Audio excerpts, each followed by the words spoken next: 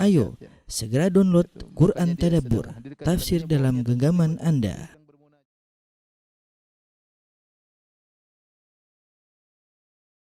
Bismillahirrahmanirrahim.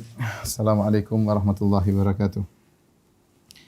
Innal hamdalillah nahmaduhu wa nasta'inuhu wa nastaghfiruhu wa natubu ilaih wa na'udzu billahi min syururi anfusina wa sayyiati a'malina. May yahdihillahu fala mudilla lahu wa may yudlil fala hadiyalah. Asyhadu an la ilaha illallah wahdahu la syarikalah wa asyhadu anna Muhammadan abduhu wa rasuluhu la nabiyya ba'dah. Ya ayyuhalladzina amanu taqullaha haqqa tuqatih wa la tamutunna illa wa antum muslimun. Ya ayyuhan nasu taqu rabbakumul ladzi khalaqakum min nafsin wahidah wa khalaqa minha zawjaha wa batha minhuma rijalan katsiran wa nisaa'a wattaqullaha alladzi tasaaluna bihi wal arhama innallaha kana 'alaykum raqiba. Ya ayyuhalladzina amanu taqullaha wa qulu qawlan sadida yuslih lakum a'malakum wa yaghfir lakum dhunubakum wa may yuti'illaha wa rasulahu faqad faza fawzan 'azima amma ba'd fa inna asdaqal hadithi kitabullah wa khairal huda huda Muhammadin sallallahu alaihi wasallam wa syarrul umuri muhdatsatuha wa kullu muhdatsatin bid'ah wa kullu bid'atin dhalalah wa kullu dhalalatin finnar.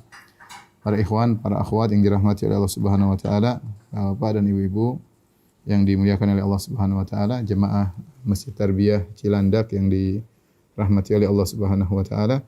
Kita melanjutkan pembahasan kita setelah selesai dari pembahasan perang Badar. Sekarang kita akan bahas tentang kejadian-kejadian yang terjadi sebelum perang Uhud, karena antara perang Badar dengan perang Uhud ada sekitar 11 bulan ya, atau sekitar setahun ya. Sekitar setahun antara perang Badar dan perang Uhud.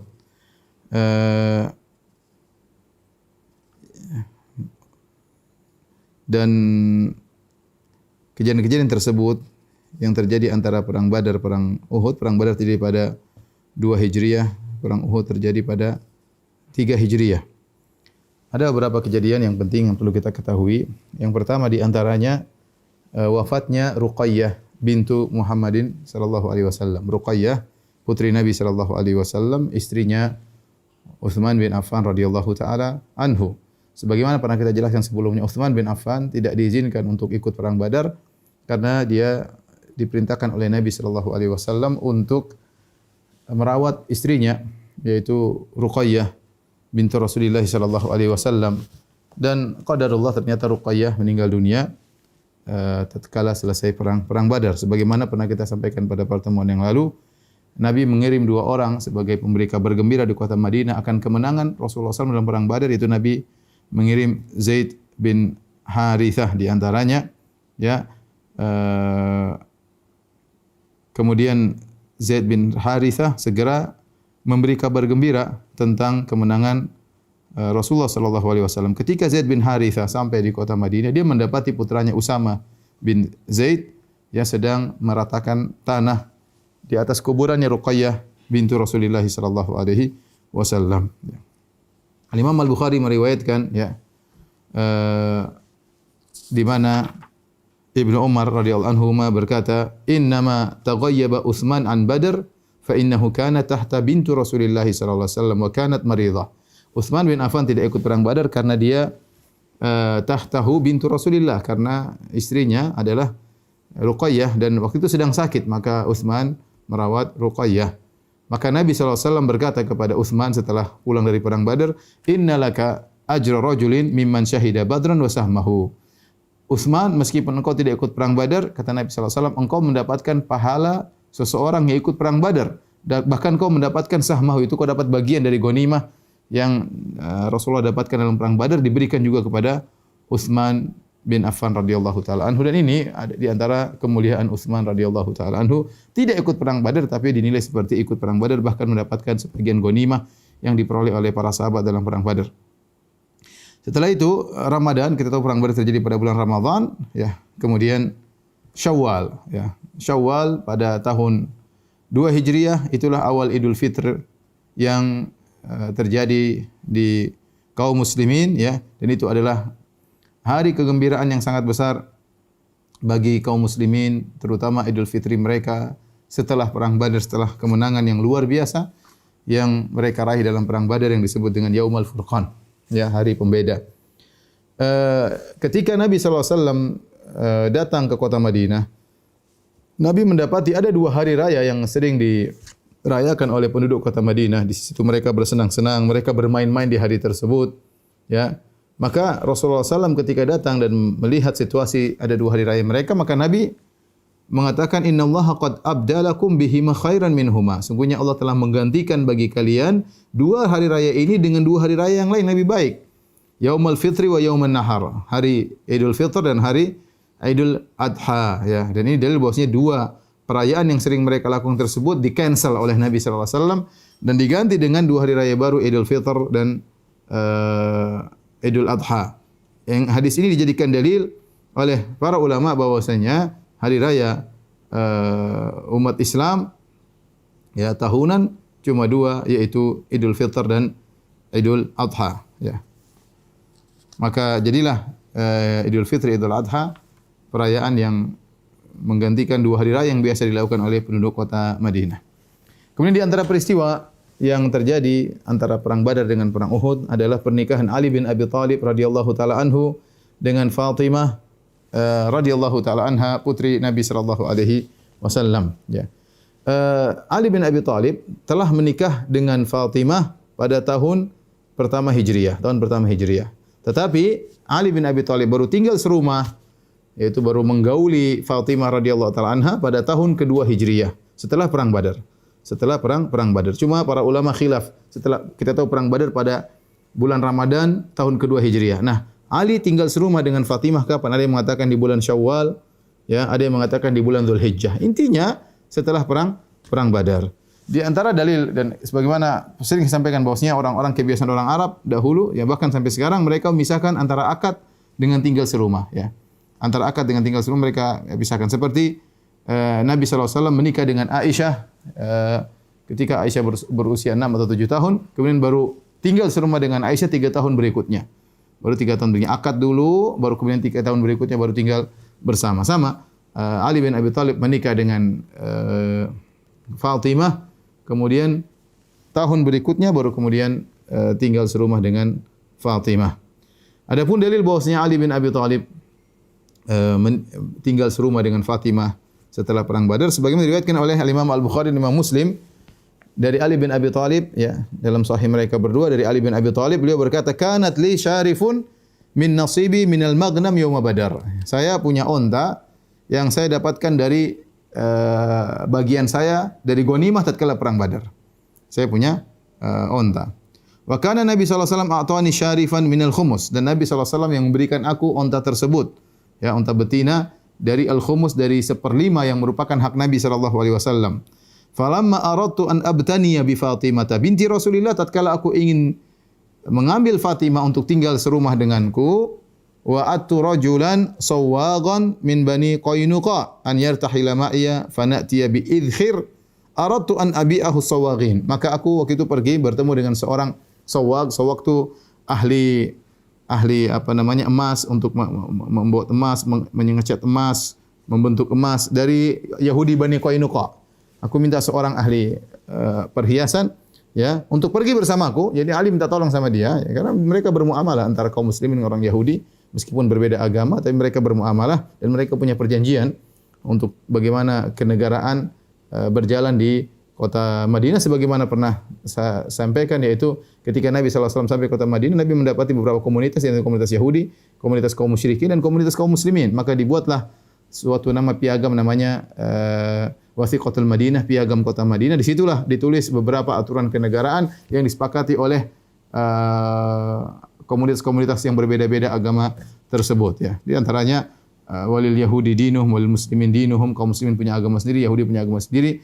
Wal muslimun yunfiqun wal yahud yunfiqun. Kalau terjadi perang maka dua-duanya harus saling berinfak untuk bela negara. Intinya terjadi muamalah. Rasulullah SAW juga berdagang dengan mereka. Ali bin Abi Thalib juga bermuamalah dengan mereka. Di antaranya dalam Sahih Bukhari dan juga dalam Sahih Muslim, ketika Ali bin Abi Thalib ingin mengambil Fatimah dari rumah Nabi SAW untuk tinggal bareng, ini butuh biaya. Kebetulan dia punya onta yang merupakan ghanimah yang dia dapatkan dari perang Badar, ya. Maka dia pun berjanji dengan seorang Yahudi dari Bani Qainuqa yang ahli perhiasan untuk pergi bersama Ali bin Abi Thalib menemani Ali. Fana'ti bil idkhir, kemudian mereka membawa idkhir. Idkhir adalah semacam tumbuhan yang harum baunya ya. Kemudian digunakan untuk di atap ya. Aradtu an abi'ahu sawaghin. Aku ingin jual idkhir kepada sawaghin, yaitu ahli-ahli emas, orang-orang Yahudi yang lainnya. Wa asta'ina bihi fi walimati ursin. Dan aku berharap kalau uang yang aku dapatkan tersebut aku gunakan untuk walimah urs, karena butuh biaya ya. Ketika Ali bin Abi Thalib tinggal serumah dengan Fatimah radhiyallahu anha, ketika itu umurnya 18 tahun. Sementara Ali bin Abi Thalib umurnya 25 tahun. 25 tahun dengan 18 tahun. Disebutkan bahwasanya sebelum Ali bin Abi Thalib melamar Fatimah radhiyallahu anha ternyata sudah dilamar oleh orang-orang hebat. Di antaranya Abu Bakar As-Siddiq. Abu Bakar As-Siddiq melamar Fatimah. Kemudian Umar bin Khattab juga melamar Fatimah ya. Tetapi Nabi SAW menolak keduanya ya, karena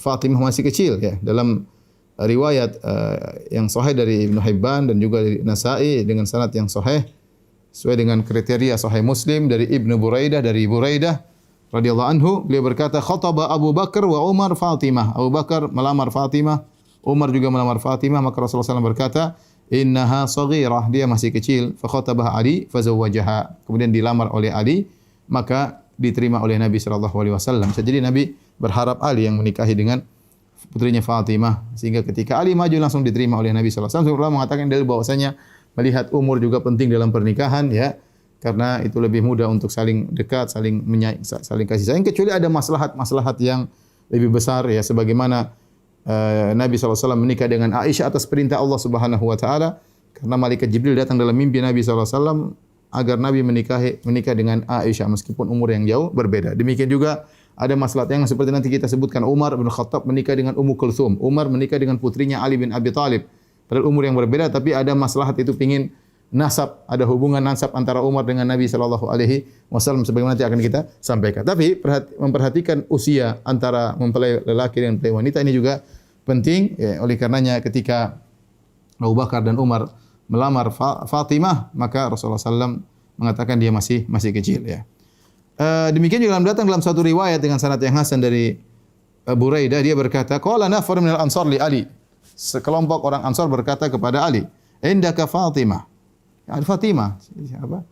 Ayo lamarlah Fatimah, intinya isyarat, lamarlah Fatimah.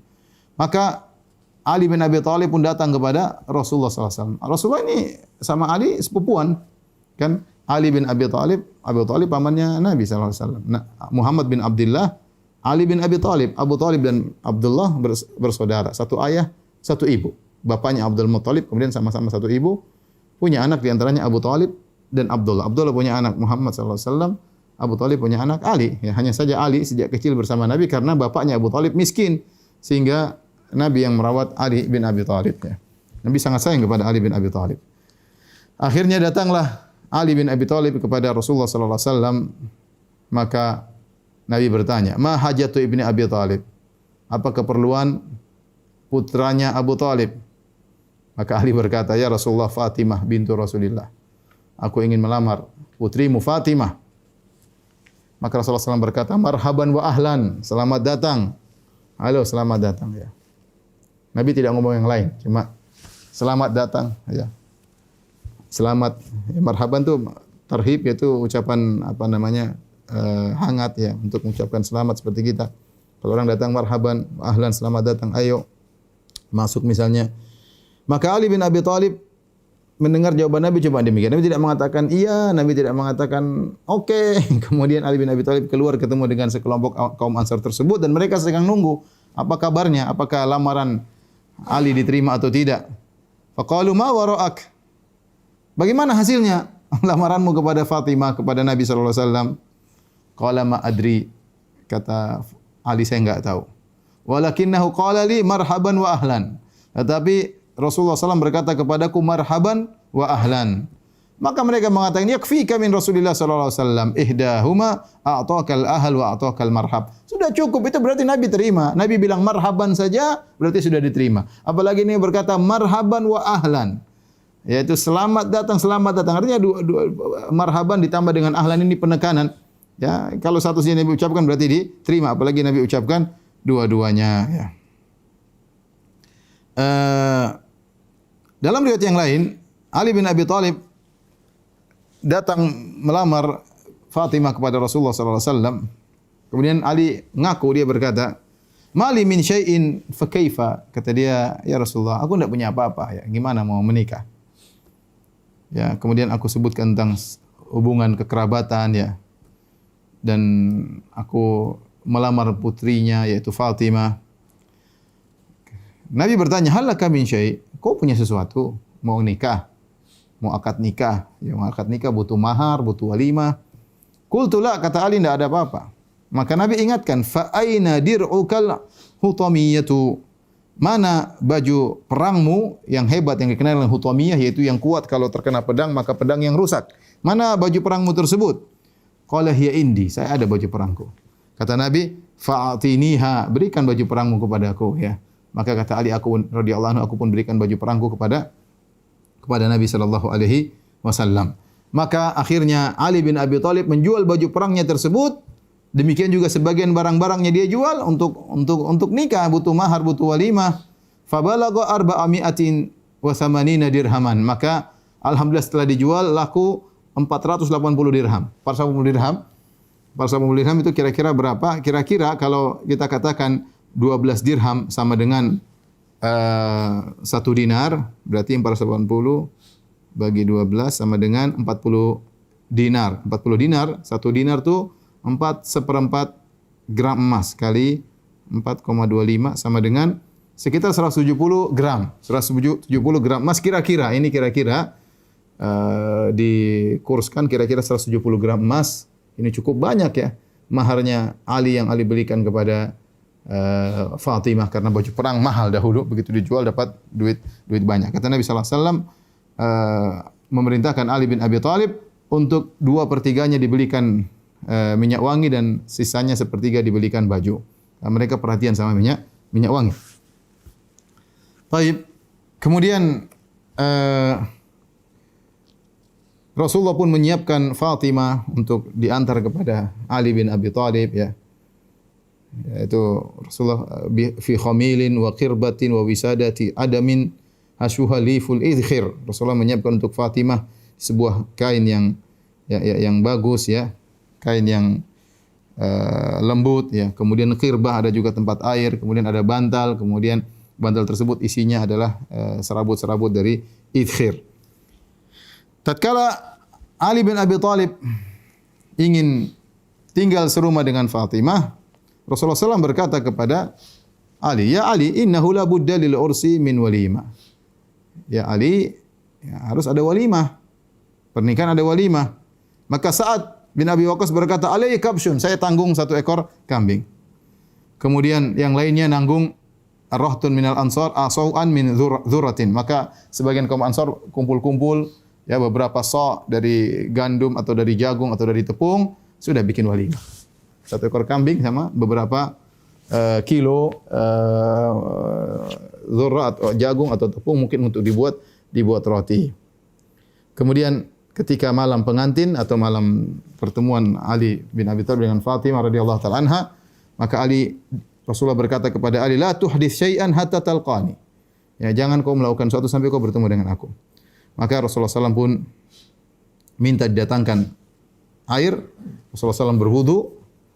Kemudian Rasulullah SAW menumpahkan air tersebut kepada Ali radhiyallahu anhu. Kemudian Nabi berdoa, "Allahumma barik fihima." Ya Allah, berilah berkah kepada keduanya, Ali dan Fatimah. Wa barik alaihima, dan curahkanlah berkah kepada mereka berdua.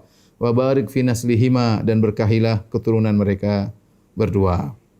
Dari pernikahan Fatimah dengan Ali radhiyallahu taala anhu lahirlah beberapa anak. Yang pertama adalah Al-Hasan, kemudian Al-Husain, kemudian Muhassin, Ummu Kulthum dan Zainab. Jadi 3 anak laki-laki, Hasan, Husain, Muhassin.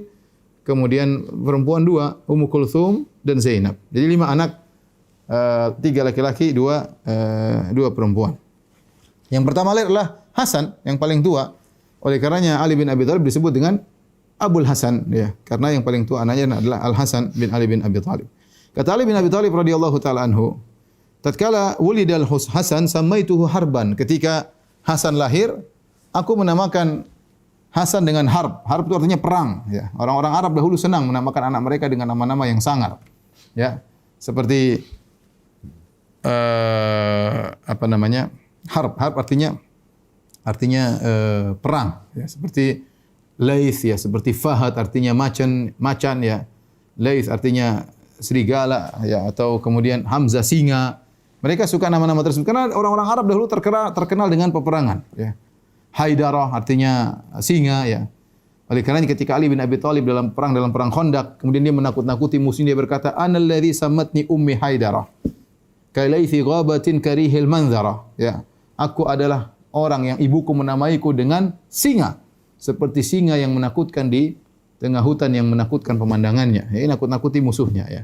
Makanya nama-nama mereka terkadang nama-nama yang menakutkan seperti sampai sekarang Fahad itu macan, ya. Macan. Kemudian misalnya Hamzah, kemudian misalnya tadi Laith, ya. Kemudian ketika Hasan lahir, dia namakan Harb. Harb itu peperangan. Faja'a Rasulullah SAW kemudian ingin lihat cucunya. Rasulullah berkata, "Aruni ibni, mana putraku?" "Ma samaitumuhu, apa yang kalian namakan dia?" "Qultu harban, aku namakan dia dengan Harb." Faqala bal huwa Hasanun. Nabi bilang, enggak, ganti dengan nama Hasan. Akhirnya ketika lahir yang berikutnya Husain. Jadi Hasan dan Husain ini bukan kembar, ya, jangan orang menyangka Hasan Husain kembar, tidak. Hasan dulu baru kemudian Husain belakangan. Ketika lahir Husain samaituhu harban. Ketika Husain lahir aku namakan lagi Harb, ya. Ali senang punya nama-nama yang semangat peperangan. Harb, perang artinya. Rasulullah SAW berkata, "Aruni ibni." Rasulullah datang lagi tengok cucunya, "Tunjukkan kepadaku mana cucuku." "Ma samaitumuhu." Kalian kasih nama apa cucuku ini? "Qultu Harb." Kata Ali bin Abi Thalib, saya namakan Harban, yaitu perang. Kata Rasulullah SAW, "Bal huwa Husain." Ganti dengan apa? Husain, ya. Tatkala lahir anak ketiga, Ali bin Abi Thalib masih semangat, kasih lagi nama anaknya Harb, anak laki-laki yang ketiga. Rasulullah SAW datang lagi tengok cucunya yang ketiga. "Aruni ibni," mana cucuku? "Ma samaitumu," apa yang kalian berikan nama kepadanya? "Qultu Harban." Kata Ali bin Abi Thalib, saya namakan dengan Harban. Kata Nabi SAW, "Bal huwa Muhassin." Dia namanya Muhassin.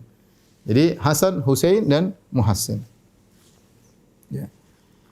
Ketika Hasan dan Husain lahir, maka Nabi SAW mengakikahkan mereka berdua pada hari ke-7 kelahiran mereka berdua, ya. Datang dalam riwayat, ya, dari Ibnu Hibban radhiyallahu taala anhuma, dari Ibnu Hibban dalam sahihnya, Al-Hakim dengan sahihnya juga dalam sanad yang hasan, ya. Dan ini juga diriwayatkan oleh Abu Dawud, ya. Dari Aisyah radhiyallahu taala anha qalat, Aisyah berkata, "Aqqa Rasulullah sallallahu alaihi wasallam an Hasan wa Husain yaum as-sabi'."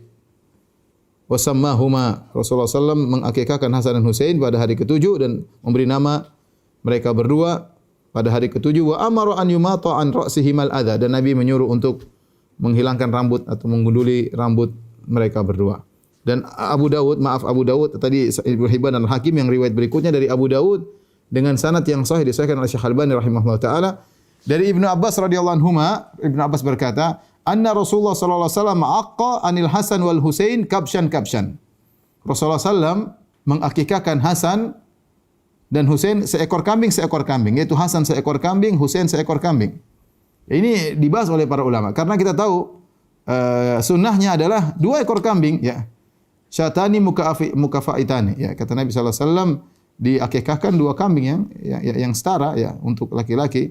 Kalau perempuan baru 1 ekor kambing. Tetapi kenapa dalam hadis ini disebutkan Nabi mengakikahkan Hasan 1 ekor kambing dan Husain juga 1 ekor kambing? Datang dalam sebagian riwayat dikatakan kabsyaini, 2 ekor kambing, 2 ekor kambing, ya. Tetapi sebenarnya mengatakan hadis yang seekor kambing juga kuat, dan ini dalil bahwasanya Allah berfirman, "Fattaqullaha masata'tum," bertakwalah semampumu. Kalau seorang kebetulan tatkala hari ke-7, hari akikah, dia tidak punya uang kecuali hanya untuk beli seekor kambing, dia boleh akikah seekor kambing saja, boleh. Ya. Kemudian dia ingin akikah yang kedua lain waktu, enggak ada masalah, dan itu pendapat para ulama, ya, karena bisa dicicil 1 dulu, enggak punya duit, ya. Duit yang lain untuk makan, untuk yang lainnya beli kambing 2 ekor sekaligus enggak mampu, ya udah beli 1 ekor dulu, diakikahkan sebagai bentuk syukur kepada Allah Subhanahu wa taala. Nanti lain waktu diakikahkan lagi yang berikutnya. Wallahu taala alam bisawab. Maka Nabi sallallahu alaihi wasallam mentahnik ya putranya tersebut ya. Adapun Hasan ya cucunya tersebut Hasan dan Husain. Adapun Hasan bin Ali bin Abi Thalib radhiyallahu anhu ya putra dari Ali dan putra dari Fatimah Az-Zahra ya lahir pada pertengahan Ramadan atau bulan Sya'ban pada tahun 3 Hijriah, yaitu Ali dan Fatimah tinggal serumah pada tahun 2 Hijriah ya. Setelah perang Badar, kemudian tahun berikutnya lahir. Ya, jadi begitu tinggal langsung Fatimah langsung mengandung, tidak lama kemudian tahun berikutnya sudah lahirlah Hasan.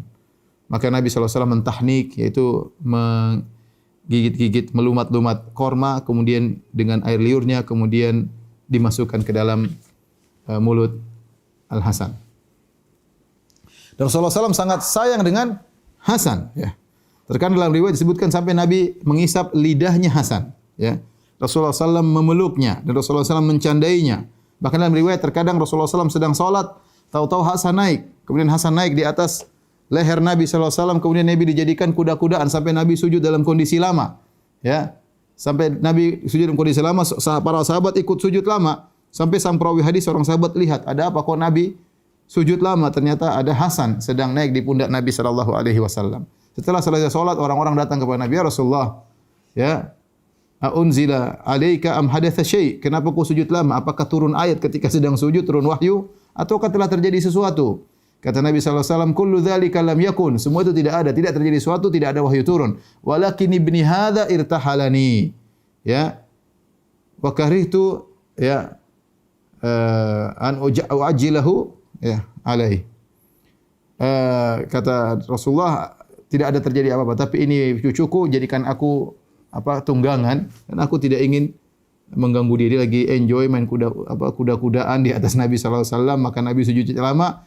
Begitu sayangnya Nabi kepada cucunya, sampai para sahabat juga ikut sujud lama jadi korban karena Hasan naik di atas Nabi sallallahu alaihi wasallam. Ini menunjukkan bagaimana sayangnya Rasulullah SAW kepada Hasan. Demikian juga putra yang lain, cucunya yang lain Al-Husain. Ya.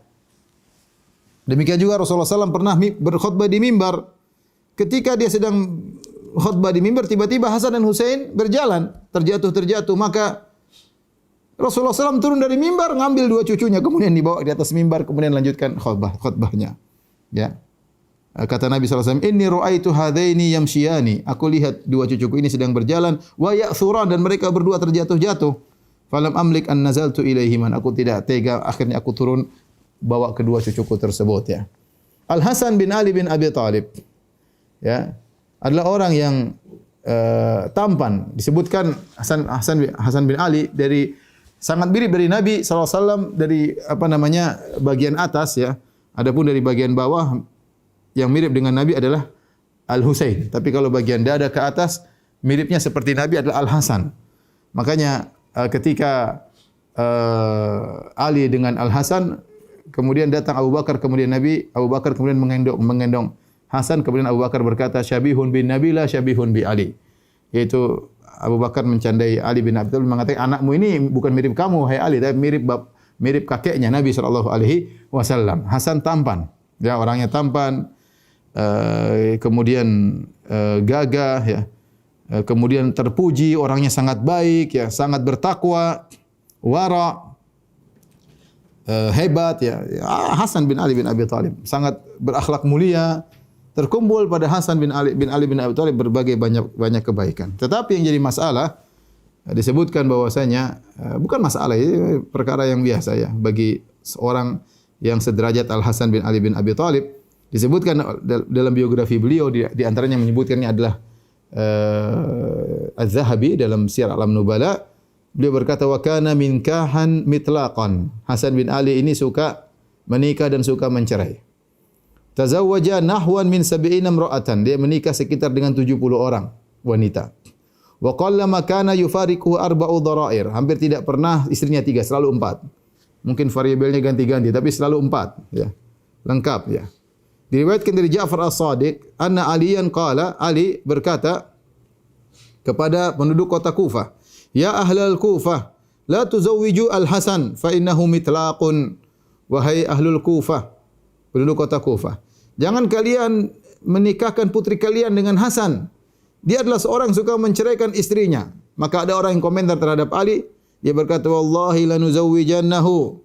Ya.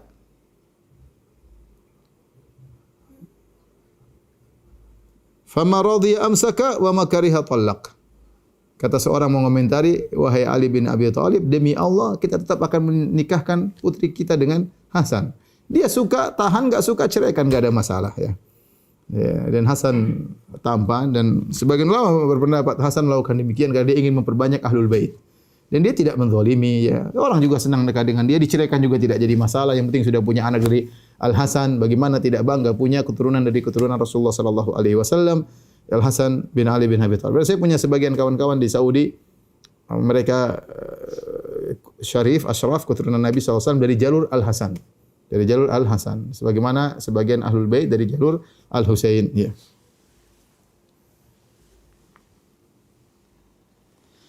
Demikian juga Rasulullah SAW pernah mencium Al Hasan, kemudian beliau berkata, ya, Allahumma inni uhibbuhu fa ahibbah. Ya Allah, sungguhnya aku mencintainya, maka cintailah dia. Wa ahibba man yuhibbuh, dan Allah cintailah orang yang mencintai Al Hasan bin Ali bin Abi Thalib radhiyallahu taala anhu. Ya. Rasulullah SAW dalam Sahih Al-Bukhari dari hadis Abu Bakar radhiyallahu anhu pernah memuji Al Hasan. Ketika Nabi SAW sedang berkhutbah, datang Al Hasan, maka Rasulullah SAW berkata, Inna bni hadza sayyidun. Sungguhnya cucuku ini adalah pemimpin. Wala'alla Allah an yusliha bihi baina fi'ataini 'azimataini minal muslimin. Dan semoga dengan sebab dia Allah akan mendamaikan dua kelompok besar dari kaum muslimin. Dan itu terjadi ya, yang dimaksud dengan dua kelompok besar dari kaum muslimin adalah pasukannya Al Hasan bin Ali bin Abi Thalib dengan pasukannya Muawiyah radhiyallahu taala anhu. Ketika Ali bin Abi Thalib meninggal dunia, maka yang diangkat jadi khalifah adalah Al Hasan ya. Sementara Muawiyah punya pasukan banyak di Syam, maka kemudian Hasan datang dengan pasukannya yang besar, kemudian Muawiyah juga dengan pasukannya yang besar. Ketika mereka bertemu, maka Hasan tanazala ya anil khilafah. Maka Hasan menyerahkan khilafah kepada Muawiyah bin Abi Sufyan. Dan ini menunjukkan akhlak yang mulia dari Hasan. Ya, dia seorang pemberani, dia tidak penakut ya. Dia tidak, tapi dia ingin persatuan kaum muslimin. Sehingga tahun tersebut disebut dengan Amul Jamaah, tahun persatuan. Di antaranya karena pengorbanan Hasan. Dia tidak tamak dengan kepimpinan. Dia tidak tamak dengan penghormatan. Dia serahkan kepimpinan tersebut kepada Muawiyah radhiyallahu taala anhu. Dan ini di antara kehebatan Al Hasan bin Ali bin Abi Thalib. Dan Nabi mengatakan, Inna ibni hadza sayyidun. Sungguhnya cucuku ini adalah seorang pemimpin dan dia akan mendamaikan dari dua kelompok besar dari kaum muslimin. Ya, dan ini adalah hal yang sangat mengherankan bagi orang-orang Syiah. Kenapa? Orang Syiah paling anti Muawiyah. Mereka mengatakan Muawiyah kafir, Muawiyah kafir, Muawiyah kafir. Kerjaan mereka maki-maki Muawiyah. Sampai saya pernah ke kuburan Baqi, saya dapati sekelompok anak-anak Syiah, kemudian mereka menginjak-injak, memaki-maki, mereka menyangka itu kuburan Muawiyah, maka mereka maki-maki, laknat Muawiyah. Dilaknat Muawiyah di situ ya. Ya, mereka suka mengkafirkan Muawiyah. Sementara orang-orang Syiah punya keyakinan bahwasanya seluruh imam-imam mereka yang 12, di antaranya Ali, Hasan, Husain, dan Hasan adalah imam kedua. Imam pertama Ali bin Abi Thalib, imam kedua Hasan. Kata mereka 12 imam mereka semuanya maksum. Maksum tidak mungkin melakukan kesalahan. Ini yang mereka yakini, maksum. Tetapi aneh, sekarang Hasan katanya maksum, tidak punya melakukan kesalahan. Muawiyah kafir. Ini menurut keyakinan mereka. Sekarang kita berbicara dengan kacamata Syiah. Hasan maksum, tidak mungkin salah. Muawiyah kafir. Nah, kenapa yang maksum ini menyerahkan kepimpinan kepada orang kafir? Ini teka-teki yang tidak pernah mereka bisa jawab. Berarti seharusnya Hasan tidak maksum atau Muawiyah tidak kafir. Adapun bergabung keduanya, Hasan tidak mungkin salah, Muawiyah kafir, maka ini tidak mungkin terjadi. Bagaimana Hasan yang maksum menyerahkan pimpinan kepada orang kafir untuk mengimami kaum muslimin seluruhnya tatkala itu? Dan ini mustahil. Yang benar bahwasanya Hasan tidak maksum dan Muawiyah tidak kafir, ya. Akhirnya sampai sebagian orang Syiah tidak begitu mengagungkan Hasan, mereka lebih mendahulukan Husain, padahal Hasan lebih mulia daripada Husain ya. Dua-duanya adalah cucu Nabi yang mulia, tapi Hasan secara kedudukan lebih mulia daripada Husain radhiyallahu ta'ala anhuma ajmain. Dan ini sebagai kebenaran dari sabda Nabi sallallahu alaihi wasallam, sungguhnya cucuku ini adalah pemimpin yang akan mendamaikan dua kelompok besar dari kaum muslimin. Ini juga adalah tazkiyah, rekomendasi dari Nabi sallallahu alaihi wasallam. Berarti dua kelompok yang bertikai tersebut adalah sama-sama muslimin semuanya. Kelompok Muawiyah maupun kelompok Al-Hasan. Ini juga dalil bahwasanya khalifah boleh diserahkan kepada orang yang mafdhul, yang bukan lebih utama. Hasan tentu lebih utama, ya. Dan masih ada sahabat-sahabat lain yang ikut perang Badar tatkala itu, seperti Sa'ad bin Abi Waqqas, tetapi diberikan kepada Muawiyah. Enggak ada masalah, yang penting kaum muslimin sepakat angkat Muawiyah, bukan dia yang paling terbaik tatkala, tapi boleh dijadikan khalifah. Adapun wafatnya Hasan, maka ada khilaf di kalangan para ulama. Ada yang mengatakan dia wafat sebagaimana biasanya, ya. Datang sebagian riwayat dia wafat seperti biasa, dan sebagian riwayat diperselisihkan tentang kesahihannya bahwasanya dia wafat dalam kondisi diracun. Kemudian khilaf para ulama siapa yang meracuninya tidak diketahui, tidak ada riwayat yang jelas. Tetapi dalam riwayat disebutkan Al-Husain datang kepada Hasan. Dia berkata, ya, man saqaka summan, wahai kakakku, siapa yang berikan kau racun? Kata Hasan, la ukhbiruk, saya tidak akan kabarkan kepadamu. Ya.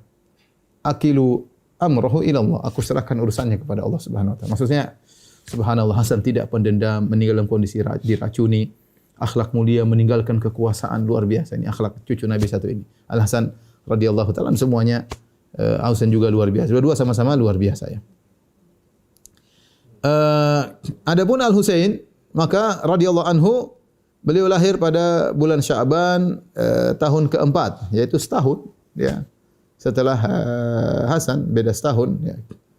Dan disebutkan bahwasanya dia adalah orang yang paling mirip dengan Nabi dari bagian bawah, itu mungkin cara jalannya, bentuk kakinya sangat mirip dengan Rasulullah sallallahu alaihi wasallam, ya. Ali bin Abi Thalib pernah berkata, Al-Hasan asbahun nas bi Rasulillah ma baina sadr ila ras, wal Husain asbahun nas bi Rasulillah ma kana asfala min dzalik. Hasan adalah orang yang paling mirip dengan Rasulullah dari dada ke atas. Adapun Husain adalah dari bagian bawah, ini yang paling mirip dengan Rasulullah sallallahu alaihi wasallam. Dan kedua cucu Nabi SAW, Hasan dan Husain, pernah dipuji oleh Nabi. Kata Nabi SAW, Al-Hasan wal Husain, Sayyida Syababi Ahli Jannah. Hasan dan Husain adalah pemimpin para pemuda di surga.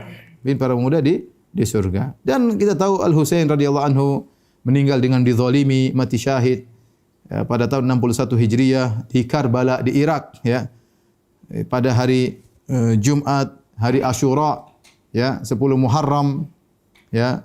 Dan ketika itu beliau umurnya 58 tahun, ya. Ceritanya panjang, tapi intinya dia dibunuh dengan kezaliman radhiyallahu taala anhu.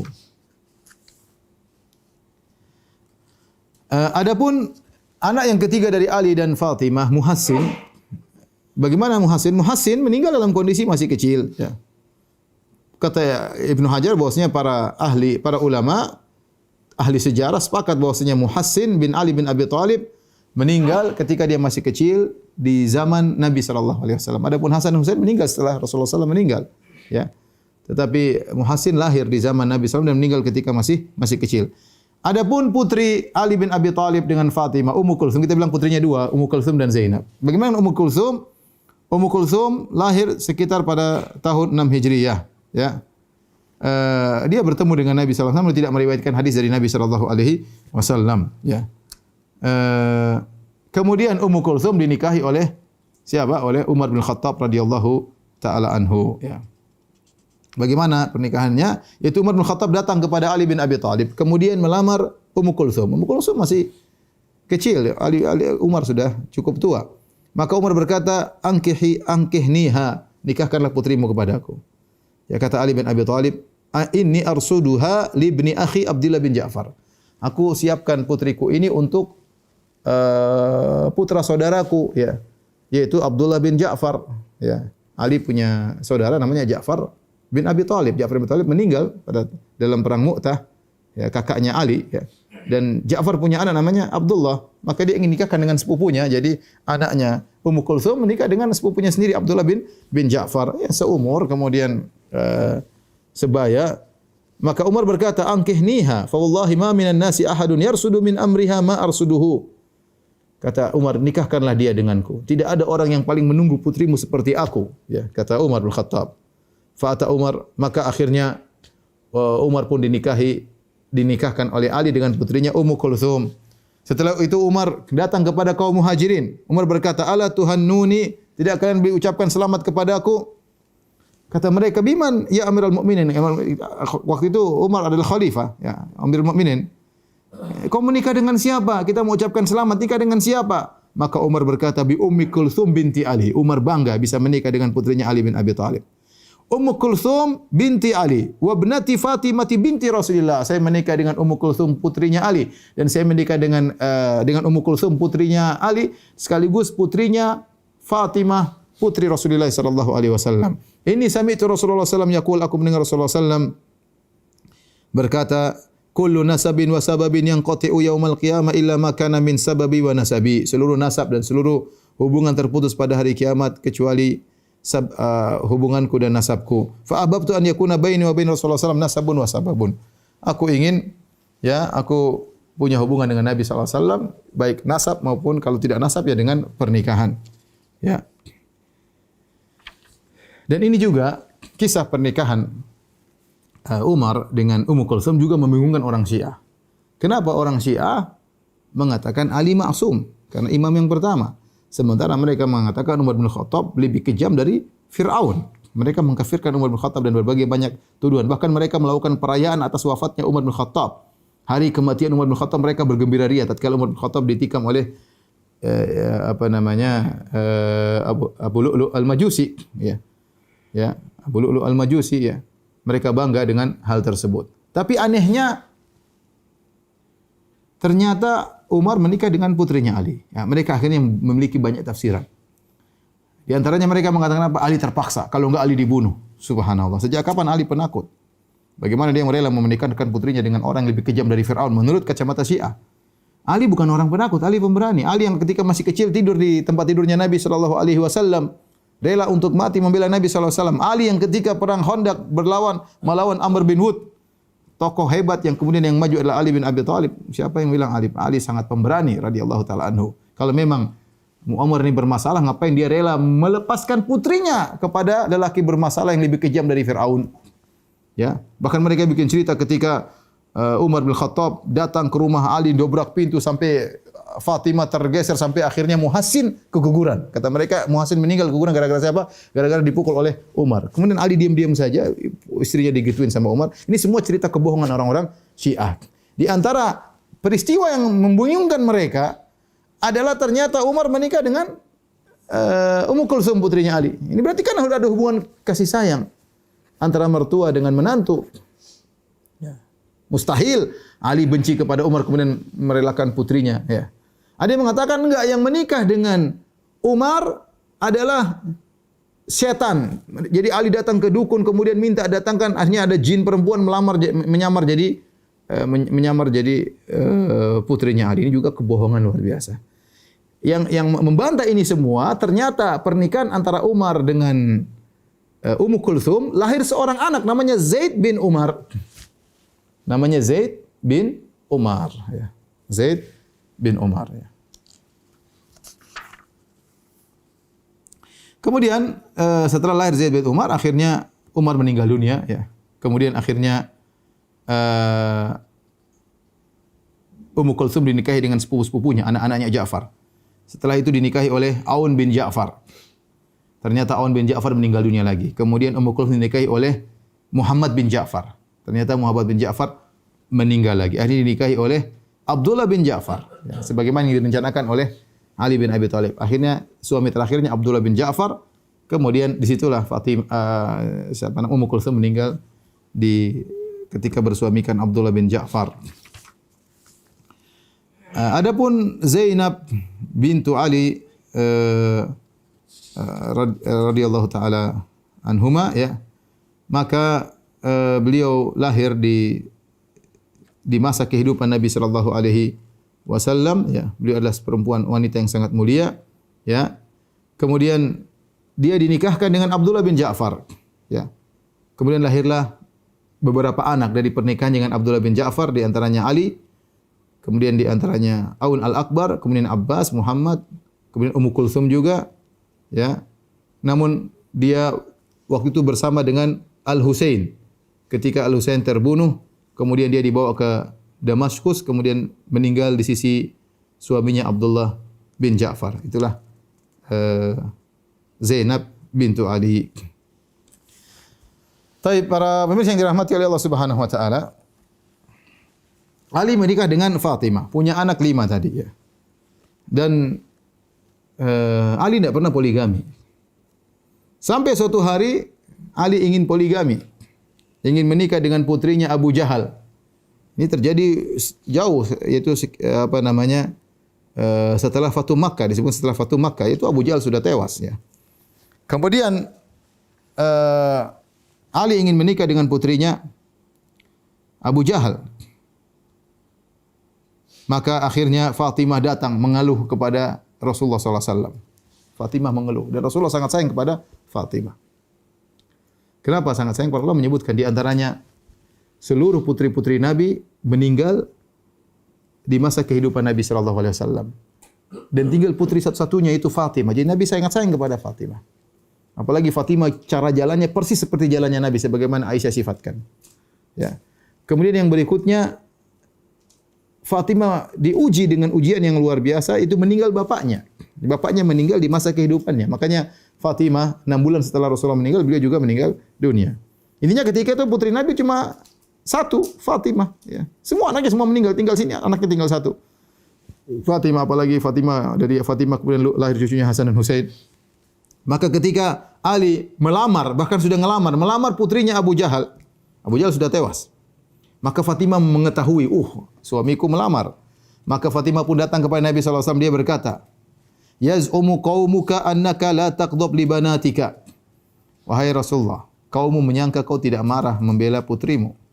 Hadza Aliyun nakihun binta Abi Jahal. Ini Ali akan menikahi, sudah ngelamar nih, akan menikahi putrinya Abu Jahal. Maka Rasulullah SAW pun berdiri, kemudian dia berkhutbah, bertasyahud. Kemudian beliau berkata, "Amma ba'du, ankahtu Abul As bin Rabi' fa haddatsani wa sadaqani." Aku menikahkan Abul As dengan putriku Zainab bintu Muhammad dan dia menyampaikan kepadaku dan dia jujur. Wa inna Fatimata bat'atun minni. Ya, sungguhnya Fatimah adalah sepotong dari dagingku. Wa inni akrahu an yasu'aha wallahi la tajtami' bintu Rasulillah wa bintu aduwillah inda rajulin wahid. Dan aku tidak suka ada perkara yang tidak menyenangkan putriku. Demi Allah tidak akan berkumpul putrinya Rasulullah dengan putrinya Abu Jahal musuh Allah pada seorang laki-laki. Tidak mungkin ya. Ali bin Abi Thalib istrinya yang pertama putrinya Rasulullah, istri yang kedua putrinya Abu Jahal. Tidak mungkin dua putri bertemu. Masalahnya panjang nanti kalau punya anak, kakek kita Abu Jahal, repot. Karena Nabi bilang tidak mau ya, tidak mau. Nabi tidak mau ya. Dalam riwayat yang lain Rasulullah SAW berkata, ya, "Inna Fatimah minni wa ana atakhawwafu an tuftana fi diniha." Fatimah adalah dariku dan aku khawatir dia terfitnah dalam agamanya ya. Akhirnya Ali bin Abi Thalib tidak jadi poligami ya. Jadi poligami. Karena kata para ulama tadi, karena Fatimah ini kondisinya sangat disayang oleh Nabi dan juga sangat menyedihkan ya. Dia sedih kenapa ibunya meninggal, Khadijah. Dia sedih kenapa kakak-kakak adik-adiknya semua sudah meninggal. Kemudian sedih lagi nanti Nabi meninggal, tinggal dia sendirian dari keluarga Rasulullah sallallahu alaihi wasallam ya. Maka Nabi tidak ingin dia tersakiti hatinya ya. Adapun Fatimah radhiyallahu taala anha keutamanya sangat banyak, di antaranya Rasulullah SAW pernah berkata kepada Fatimah ya, ketika Rasulullah SAW menyampaikan bahwasanya dia akan meninggal ya. Dan Rasulullah kabarkan bahwasanya dia yang pertama kau akan pertama kali menyusul kematianku. Kemudian Fatimah menangis ketika tahu ayahnya akan meninggal, maka Rasulullah menghiburnya. Rasulullah berkata, "Ya Fatimah, ama tardaina an takuni sayyidatan nisa'i ahlil jannah aw nisa'il mu'minin?" Wahai Fatimah, tidakkah kau ridha, tidakkah kau suka kau akan menjadi pemimpin para wanita surga? Ini adalah tazkiyah, rekomendasi yang sangat hebat dari Nabi sallallahu alaihi wasallam kepada Fatimah radhiyallahu taala anha. Adapun Fatimah tadi sudah disebutkan meninggal sekitar 6 bulan setelah wafatnya Rasulullah sallallahu alaihi wasallam.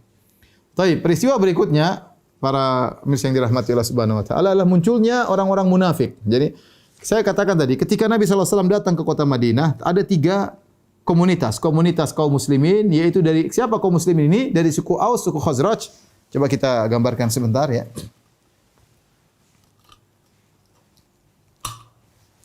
Jadi ketika Nabi ke kota Madinah, Nabi sallallahu alaihi wasallam datang ke kota Madinah.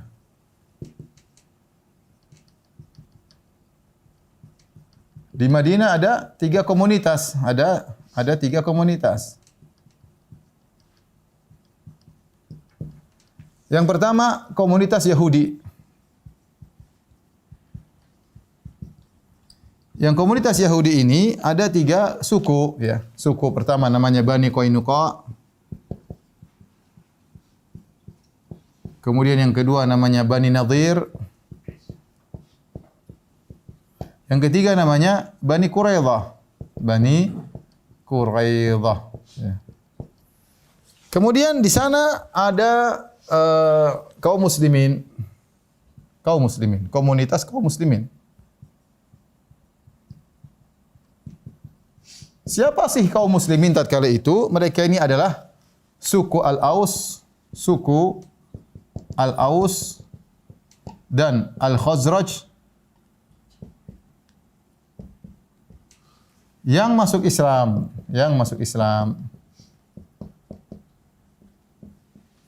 Yang mereka disebut dengan kaum Ansar. Jadi Al-Ansar. Jadi kaum Ansar ini berasal dari suku Al-Aus dan suku Khazraj. Kemudian komunitas ketiga ada kaum musyrikin.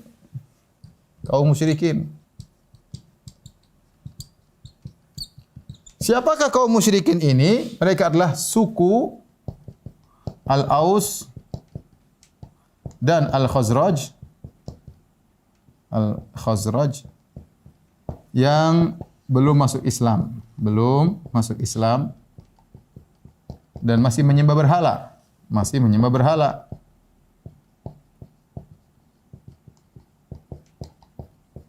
Siapakah pemimpin mereka? Pemimpin mereka namanya Abdullah bin Ubay bin Salul. Ya. Dan ini dari suku Khazraj, dia Al-Khazraji ya. Al-Khazraji dari suku Al-Khazraj. Dia inilah ketika terjadi namanya perang Bu'ats. Perang Bu'ats itu 5 tahun sebelum Nabi berpindah ke hijrah kota Madinah, terjadi perang saudara. Suku Aus dan suku Khazraj ini suku dua bersaudara. Ya, yang mereka kembali kepada seorang wanita namanya Qailah. Ya, mereka disebut Banu Qailah. Satu nenek, tetapi mereka terjadi salah paham sehingga terjadi perang saudara sampai sekitar 120 tahun. Puncak peperangan mereka adalah namanya perang Bu'ats. Perang Bu'ats itu perang pemecahan dan semua senior-senior mereka meninggal dunia. Yang masih tersisa cuma ini, Abdullah bin Ubay bin Salul dan suku Khazraj. Sehingga ketika semua senior mereka sudah meninggal, suku Aus, suku Khazraj sepakat untuk mengangkat Abdullah bin Ubay bin Salul sebagai pemimpin mereka. Siap dipasang mahkota di kepalanya Abdullah bin Ubay bin Salul. Qadarullah, ternyata Nabi berdakwah, dikirimlah Mus'ab bin Umair, akhirnya banyak kaum Ansar masuk Islam, suku Khazraj masuk Islam. Akhirnya begitu Nabi datang, yang jadi pemimpin adalah Nabi sallallahu alaihi wasallam. Maka Abdullah bin Ubay bin Salul ini apa? Sakit hati. Sehingga yang lain sudah pada masuk Islam, dia enggak mau masuk Islam dan dia punya sekelompok pada tidak mau masuk Islam. Setelah perang Badar,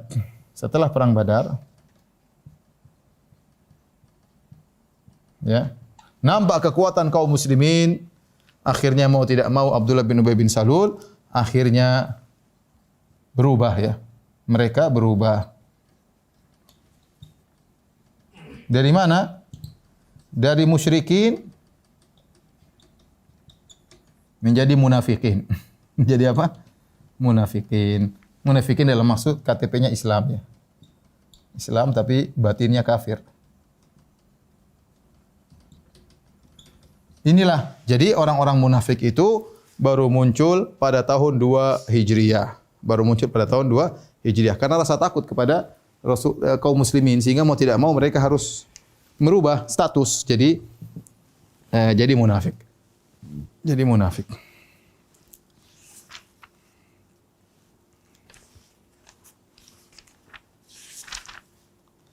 Taib, kita sampaikan kisah terakhir ya. Insyaallah tentang namanya Ghazwat Bani Qainuqa. Ya ini apa namanya? Jadi ini komunitas Yahudi 1 2 3 yang pertama kali terusir ini. Ini nomor 1 terusir. Nomor 2 terusir Bani Nadir, terusir. Nomor 3 Bani Quraidah dibunuh. Ya, dalam perang Khandaq. Nanti akan kita sampaikan perang Khandaq tahun 5 Hijriah ya. Sebenarnya komunitas Yahudi ini ya, mereka punya perjanjian damai ya, Perjanjian damai dengan siapa? Damai dengan kaum muslimin.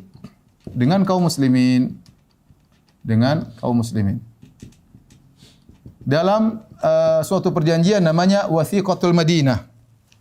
Yang tadi sudah saya singgung-singgung namanya Wathiqatul Madinah ya. Ada risalah doktorat atau magister tentang wathaik suatu perjanjian yang ada dalam sejarah Rasulullah sallallahu alaihi wasallam ya. Saya belum sempat baca tapi di antaranya Wathiqatul Madinah. Itu semacam perjanjian ya, kesepakatan penduduk kota Madinah. Ya, bagaimana kalau ada musuh datang, apa yang harus mereka lakukan? Harus sama-sama berinfak untuk membela negara, ya.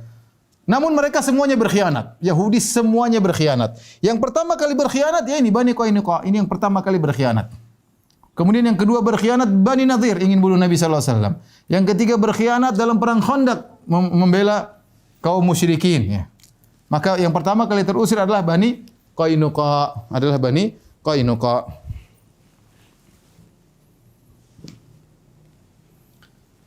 Kayaknya kita tunda aja lah pekan depannya. Kayaknya gitu aja pekan depan. Ya sudah hampir 1 jam. Kita buka tanya jawab aja ya. Kepada para pemirsa kalau ada yang bertanya, saya persilahkan. Wallahu taala a'lam bissawab. Pertanyaan Ustaz mau ke host, ada beberapa pertanyaan. Yang pertama dari Reza. Assalamualaikum Ustaz, bagaimana hukumnya setelah menikah dengan alasan tertentu? Sementara saya sekarang usia 31 tahun. Apakah ada unsur berdosa? Yang kedua, bagaimana tips memilih istri yang soleha dan menikah semata-mata karena Allah Subhanahu wa taala? Terima kasih Ustaz atas jawabannya. Ini derita jomblo ya, derita jomblo. Derita jomblo masih terbiah. Tentunya hukum pernikahan kata para ulama ya sesuai dengan kondisi sang lelaki. Bisa menjadi wajib, bisa menjadi sunnah, bisa menjadi mubah, bisa menjadi makruh, bisa menjadi haram. Ya, sebagaimana sudah kita jelaskan dalam kitabun nikah ya.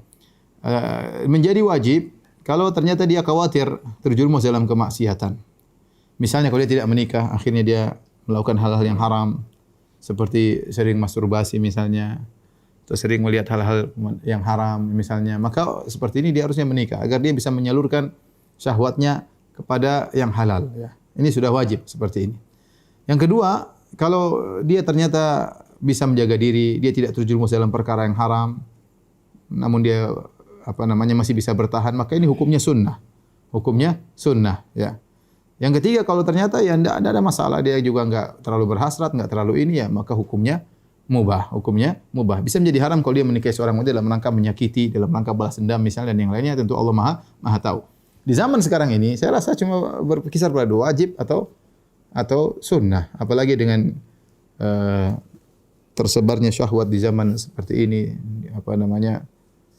pemandangan-pandangan yang membuat syahwat bergejolak, maka seorang berusaha menyelamatkan dirinya untuk segera menikah. Dengan pernikahan tersebut insya Allah diberkahi, dia punya anak dan kemudian anak-anak yang soleh yang akan mendoakan dia dan seterusnya. Maka apalagi umur sudah 31 tahun, ini sudah termasuk jomblo yang ketuaan ya. Kalau bisa jangan sampai umur 31 tahun ya, segera menikah itu lebih baik. Adapun bagaimana memilih wanita yang solehah, ya, banyak doa, ada kriteria yang sudah pernah kita bahas ya. Nanti bisa dinonton kembali tentang bagaimana proses ta'aruf yang benar. Ada cari di YouTube Ustaz Firanda, kemudian ta'aruf yang benar. Mudah-mudahan di situ bisa jadi pencerahan. Tetapi intinya berdoa kepada Allah. Karena sebagaimana dikatakan sebagian ulama, kesolehan wanita sungguhnya tidak ketahuan kecuali setelah dalam pernikahan. Nah, dia bisa menampakkan dirinya soleha. Kita nggak tahu ya. Tahu-tahu begitu menikah ternyata kurang ajar ya. Ternyata suka mencak-mencak, ternyata tidak bersabar, terlalu banyak nuntut, matre dan lain-lainnya, sudah musibah ya. Tetapi di antara cara yang bisa kita lakukan dengan cari informasi. Tanya kepada orang-orang yang dekat dengan dia, tanya orang yang tidak suka dengan dia bagaimana si fulana, ya, informasi apa ya, semampunya. Dan ingat tidak ada yang sempurna. Tidak ada yang sempurna. Dia kalau dilihat dia kelebihannya banyak, kekurangan sedikit, maju aja bismillah taala. Itu pun maju belum tentu diterima lamarannya. Baik. Pertanyaan berikutnya.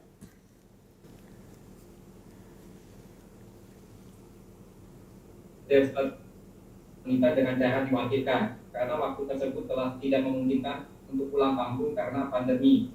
Bolehkah cara demikian? Boleh, pernikahan bisa dua dengan diwakilkan. Kita mewakilkan kepada seorang, entah saudara kita, entah kakak kita, siapa yang bisa kita wakil kita. Dia yang maju melamar, dia yang melakukan akad pernikahan, dia mengatakan saya mewakili si fulan, ya.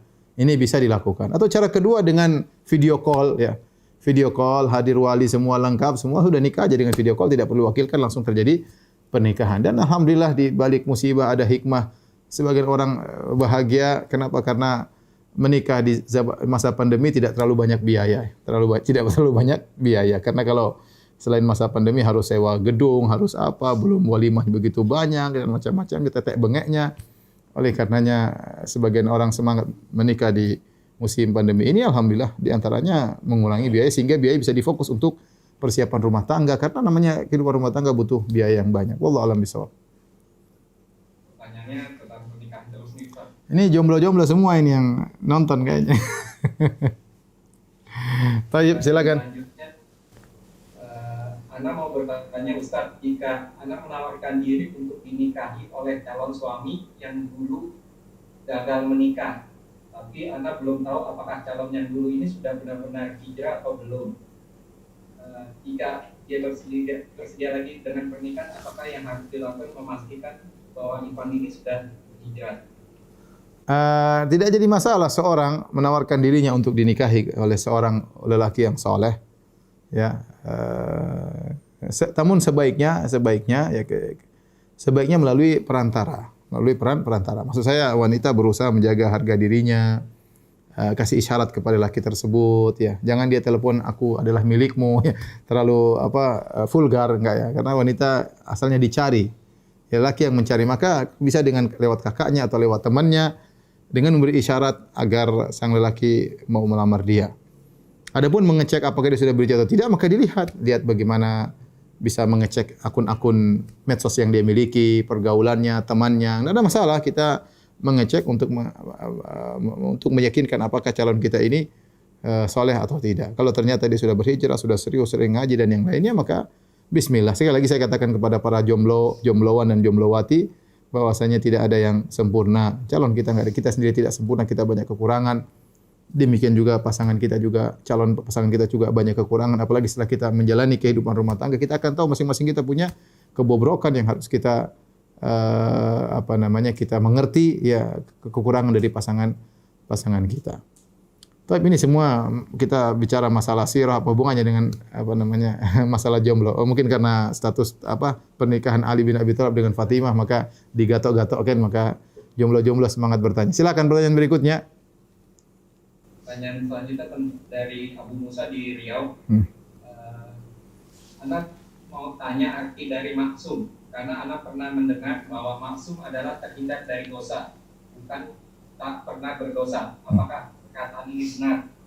Intinya maksum adalah seperti para nabi, mereka maksum, artinya mereka terjaga dari dosa besar. Jadi dua. Pertama, dia terjaga dari dosa besar, tidak akan melakukan dosa besar. Tetapi nabi mungkin melakukan dosa kecil.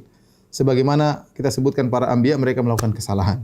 Nabi Musa punya kesalahan, kemudian Nabi Ibrahim juga punya kesalahan, Nabi SAW juga melakukan dan beliau beristighfar kesalahan. Tapi para anbiya maksum dari dosa besar, artinya tidak mungkin mereka melakukan dosa besar.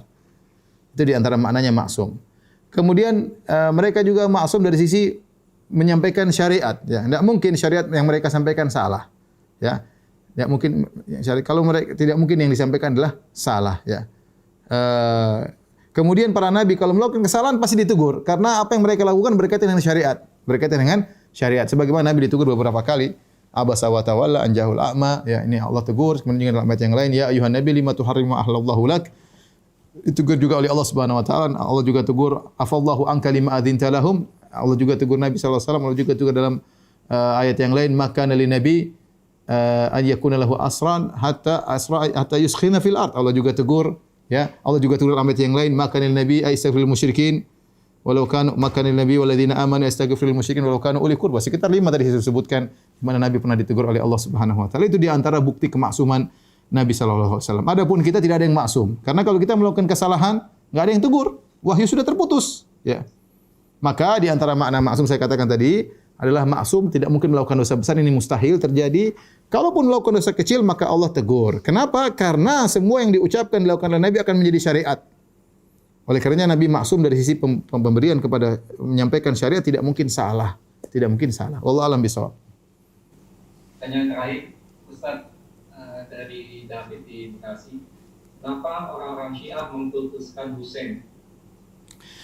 Wallahu a'lam bishawab. Semuanya sebenarnya Hasan, kalau saya katakan Al-Husainah lebih afdal daripada Husain karena pujian Nabi kepada Hasan lebih banyak, ya. Tetapi Husain kenapa begitu diperhatikan? Karena dia mengalami ujian yang berat, dibunuh dengan kezaliman. Dibunuh dengan kezaliman, ya. Adapun kenapa lebih mengkultuskan Husain, ya. Wallahu a'lam, saya juga tidak tahu kenapa, ya. Padahal Hasan lebih afdal daripada Husain, ya. Tetapi dengan kisah Husain ini mereka mengkait-kaitkan dengan sahabat yang lain. Seakan-akan dengan terjadinya peristiwa Karbala ini berarti para sahabat itu kafir, para sahabat itu begini, kemudian Muawiyah jadi tumbal, harus mengkafirkan Muawiyah dan yang lain-lainnya, ya.